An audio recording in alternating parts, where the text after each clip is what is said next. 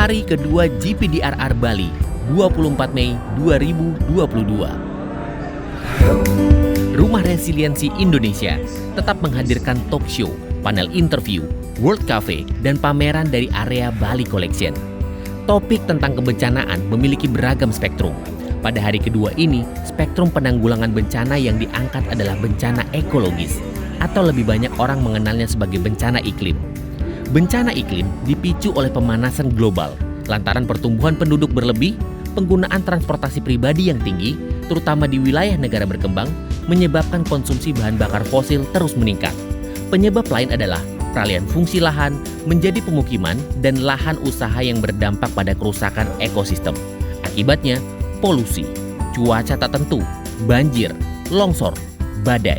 Semua orang terdampak mulai dari orang tua hingga anak-anak. Di Indonesia, pesatnya pembangunan pemukiman penduduk meningkatkan bencana banjir karena daerah resapan hijau telah beralih fungsi. Kita tidak cukup bersahabat dengan alam, bahkan cenderung mengeksploitasinya. Dampaknya adalah kenaikan suhu dan keseimbangan alam terganggu.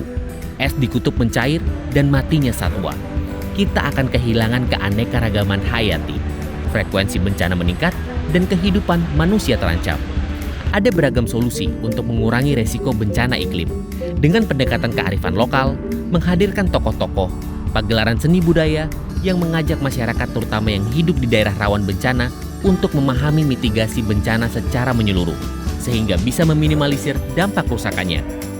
Bencana tidak memilih tempat atau orang, tetapi bisa terjadi kapan saja, di mana saja, dan berdampak pada siapa saja tanpa pilih kasih. Kita hanya perlu menyiapkan diri. Dari sisi teknologi, mengaktifasi secara menyeluruh sistem peringatan dini dengan menggunakan teknologi mulai dari yang mumpuni sampai berbasis komunitas.